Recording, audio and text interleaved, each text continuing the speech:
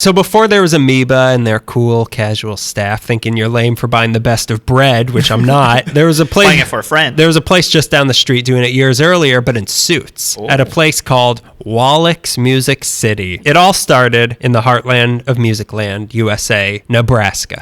This week on Midwest Meekly, Nebraska. It was Grand Island, Nebraska. That's where this all starts. Again, did not start in Los Angeles, but he's about to get some serious... Sun. Yeah. This is where Glen Wallichs. Okay. He was born August 9th, 1910. As a kid in Nebraska, he had to make his own fun, so he dove headfirst into the only thing people in Nebraska know how to do to have fun, tinkering with electronics. early electronic. That's how you rebelled? Stop trying to hook a battery up to that pig. What's a battery? What's the matter? Blood doesn't work for you anymore? You need electricity? That thing that young kid, Benjamin Franklin, was working with? The guy who invented kites and keys? This, coupled with his love of music, naturally led him to become fascinated with radios. So listening to them and sticking his grimy little kid fingers into their electronic guts, that's what he loved doing. No more pigs. He's not sticking his hands in pigs anymore. Because people kept asking questions, and they're like, you're a serial killer. He's like, oh, no, is that what that is? No, I kill radios. They kill radios, don't they? Those radios, the ones that oink and the ones that say, please, I'm your sister. He was so into this that when he was 10, he built a radio small enough to fit into a thimble. Whoa, which really? was the most interesting thing to ever happen in Nebraska at the time, and still ever. So much so... For sure, a spy. So much so that this thimble radio, which I think is what the FBI was spying on me with, whenever I put my thimble on to do some knitting... Whenever I put my silver cap teeth on... Whenever I played Monopoly, I could hear Woodrow Wilson trying to communicate with me. And my neighbors are crazy. This was so exciting that the thimble radio was taken all the way to Omaha to be put on display in a department store. Whoa, and this is like, come see the thimble. I would, you're making fun. I would go see it. I'd go see if I was in Omaha. In 1915 or whatever. Yeah, 1920. Actually, this was 100 years ago. This is the 100th anniversary of the thimble radio. Why isn't this on a stamp? Yeah. Why don't we have thimbles as stamps, guys? Come on. It's 2020. Come on. We've come so far as a society. Why not thimbles?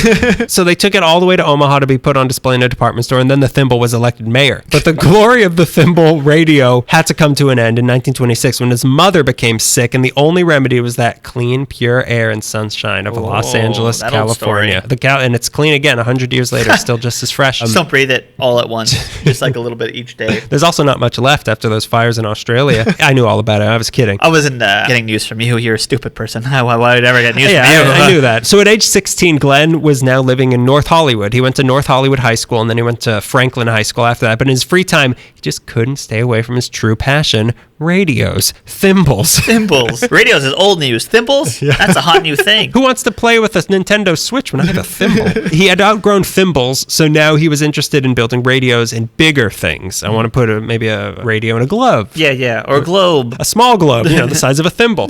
What he wanted to do was maybe I'll put a radio inside of a car. And keep in mind, this is the late 20s. So in the late 20s, they were barely cars. They were basically thimbles. And the thimbles with wheels. In the late 20s, he successfully installed radios into Model T cars. Are you serious? And the first commercial radio wasn't sold to the public until 1930, so he seems to have made the first ever car radio in North Hollywood, according to him at least, but it seems like that was the case. In that burning junkyard, North Hollywood. It wasn't burning yet. It was just a junkyard. It was a regular trash junkyard. The Nebraska of Los Angeles. But that's insane that first of all, that there was a radio, like someone's driving in a Model T. I think something's wrong with your engine, buddy. I can hear Glenn Miller coming out of it. Your engine sounds a lot like Al Bowley. No, I'm listening to the newest tunes. I'm dancing and driving. I don't know if that's a crime, but I'm going to have to beat you with a stick for a while, son. You lost your marbles. Who are you, the Great Gatsby? Which I'm halfway through reading. Just published yesterday. Just came out. Don't tell me how it ends. Don't tell me what this green eye monster is. Don't tell me what that scary green monster is at on the other side of the Montauk docks. How does this end for the world? So when he graduated high school, he enrolled at City College, which I guess that's LACC? Yeah, maybe. I think that becomes that. I don't know. Yeah. LA City College. Yeah. They just added LA to the front.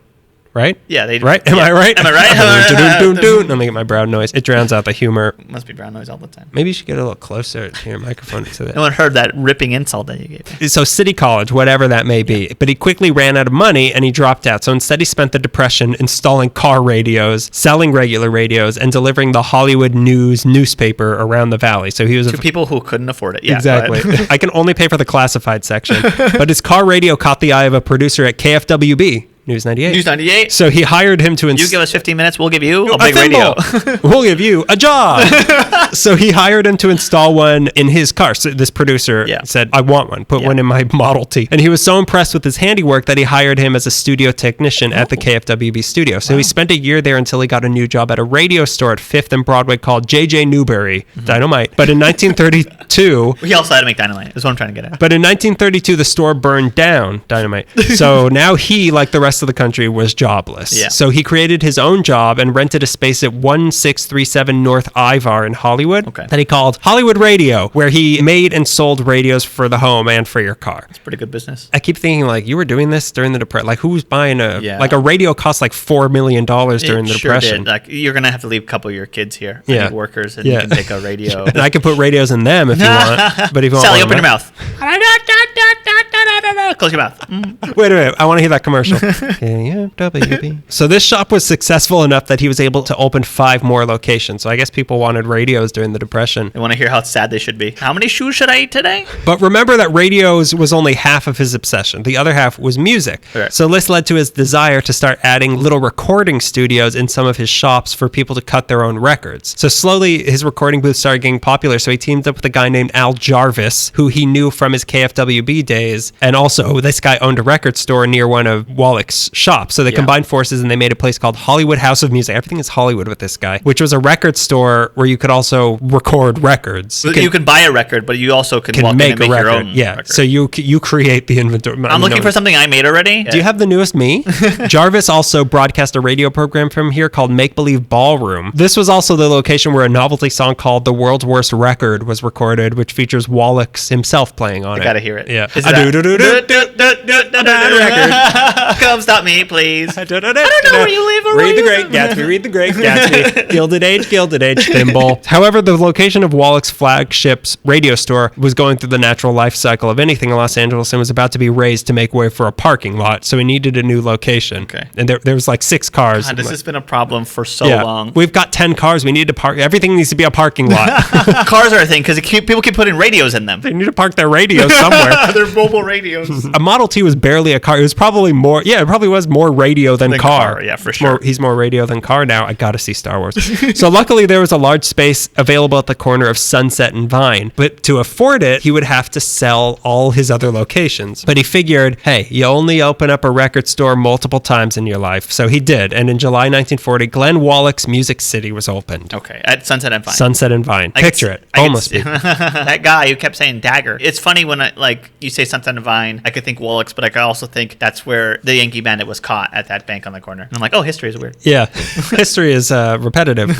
Like a skipping record. It was a giant radio store, record store, and amateur recording studio combo. So it was basically a third records, third electronics, third musical instruments. Cool. So this way it was a musicians and music lovers paradise. It sounded like a superstore before they understood what a superstore could be. Yeah, on NBC. On NBC, yeah. It was like everything you need. Like you could buy concert tickets. Like if you wanted music, you went to Wallichs. Okay. That's where you needed to go. Anything music related. Anything music related. It was the place to go in town for anything music related. It's where you go when you want anything music related. You need a mariachi band to play for your birthday party? Get the hell out. We don't know what that is. Get out. Go to Ciudad de Musico. Aside from being an important place to that the music community in town, they also did something that revolutionized record stores around the world. So the way record stores used to work was that you'd walk in and all the records would be behind a counter that you could look at from your lowly position on the other side of the counter, and then you could buy one from a clerk and he'd give you the record. You'd be like, I want a prescription. Yeah, like could I get records? Could I get 4 Benny Goodmans? We've exhausted our musicians from the 20s that we might be aware of. Do you have any Robert Johnson? Who's that? Wrong decade. Yeah. You caught me. I'm a time traveler. I'm Bill from Bill and Ted. A dynamite. Party on. I know we're both wrong. I have no idea what they say. So that's how it would work. Wallichs decided that in his store, he was going to have the records displayed out in the store for the customers to come and touch and flip through and look at the artwork and the album tracks. But doing this would open himself to people sliding the records out of the sleeves and down their pants and walking out of the store. Yeah, because everyone had balloon pants. Yeah, it was the 20s, obviously. Obviously. It's been 100 years. We've lost touch with history, but I'm pretty sure they were all wearing parachute pants in the 20s. Yeah, no parachute pants or togos, one of the two. I don't really know history. Togos? Togas, oh my God. They were wearing sandwich. I mean, they would all eat at Togos, obviously. Obviously. In their parachute pants. So to anticipate this thievery, he came up with his second incredible innovation. He was going to wrap all his records in cellophane. Okay. So like wrapped records. He invented wrap records. This was the first store to ever do that, to have plastic wrap around a record and to have it out for the public to see. So you can sift through a Yeah, bunch of well, records. but here's the thing. The innovating didn't end there, because now instead of just having, like, here's a stack of records on the table, he needed a way to display them in an appealing way. So he put those tabletop display boxes that you can see that are in every record store now. ones. Yeah, the ones that you could just, like, you could flip through them like cards and see, like, oh, yeah. He created all that. He invented the modern record store, which is crazy. Yeah. So that's three huge things already that made this store not only a serious store that probably had any album you were looking for, but also one with a unique shopping experience where you felt involved, which created a communal atmosphere that people wanted to hang out and spend time in rather than just point to a record and leave. So this was it was a hot spot. Like this is where music people came. Like a hangout spot. Exactly. Yeah. On top of all that, they also had those recording booths. So you had not just music fans, but actual musicians were coming in and out of here as well. So among the countless nobodies, there was Stan Kenton's orchestra made their first recording in Wallichs Music City. But just having this record store wasn't enough for Wallichs. This is what you were getting to. He wanted to go even higher up the food chain, because what was happening was the record industry at the time was dominated by East Coast record labels. So what that meant was that for a place like Wallichs was that the record companies all being on the East Coast meant that they were giving most of their inventory to the local record stores on the East Coast because it was cheaper and easier. And as a result, the poor old West Coast Wallichs Music City was often not getting new albums from companies like RCA and Decca and Columbia because they didn't trickle that far west. It just wasn't worth it to them. So Wallichs got in his head, I'm going to make my own record company on the West Coast. So luckily he had a friend who was in a similar situation to his. That friend was Johnny Mercer. Oh, wow. The guy who wrote Moon River and sang Hooray for Hollywood. So Wallichs knew Mercer because Mercer's wife hired Wallichs a while back to put a car radio in his car. So he's gotten 2 jobs from I know, the he car probably radios. put his business card in.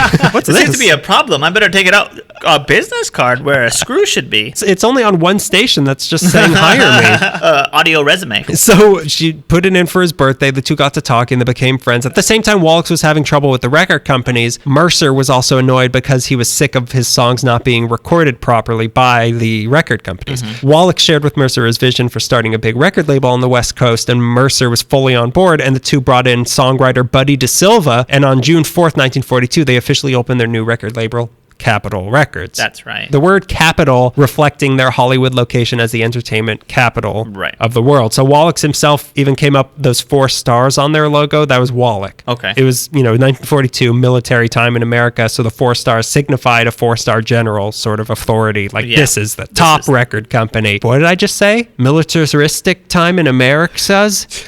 What am I talking about? World War I, II was happening. Bad time in history to start a record company because you needed shellac to make bullets, and shellac also was needed to make records, and all the shellac in the world was being used to kill people. So Wallichs came up with this genius plan, however, that may also have been a minor act of treason. Since there was no new shellac, he bought 500 pounds of old records and ground them up and turned them into new shellac to not help with the war effort, but to make those funky licorice pizzas that we all love. It worked, and within 2 years, Capitol was a multi-million-dollar company. And all this was happening in the original Capitol Records office, which were upstairs above Wallichs Music City. The Capitol Records building, not there. It was built until 1956. For 14 years, they were on the second story of Wallichs Music City. Wallichs hated the design for Capitol Records building, by the way. He called it a cheap gimmick. But he was adamant about the quality of the recording studios in there, which are world-renowned studios because of Wallichs pushing, like, it has to be a good thing. Wallichs eventually became president of Capitol, and even though he wasn't as high profile as Johnny Mercer or Buddy DeSilva, he was considered the founder of Capitol Records because he was running the business end and he made this all happen. And DeSilva, he left Capitol in 1947. Mercer cashed out in 1950, but Wallichs was involved in one way or another in Capitol Records for the rest of his life. Meanwhile, he was too busy with the record company to focus on the record store. So in 1949, controlling interest was bought by a different Wallichs, Clyde Wallichs, his Relation? 7-year younger brother. Oh, okay. That is so funny. What's The- Wallich's first name is The Glenn? goober of Like, you could tell by their first names, like, oh, I don't trust Clyde. Glenn Everett? Glenn- Uh-huh. Good guy. No, you can trust my brother. Clyde. Bonnie and Clyde? Clyde. No, Clyde. Clyde. I don't know who they are. I'm Clyde. By the way, it's time for Bonnie and Clyde to make a comeback. It's the 20s again. Are there even banks to rob anymore? Did millennials kill that too? Are they, yeah, they're going to rob my Bitcoin mine. So Clyde took what his brother created and all that innovation, that goodwill and the scene that he had nurtured, and didn't do the typical thing a younger brother would did and punch his older sibling in the nose with it and ruin it. Yeah. Instead, he made things even better. Clyde was a good brother. Whoa, Clyde, surprise. country boy does good. So Clyde... Oh boy. Ooh. Where's that brown noise machine?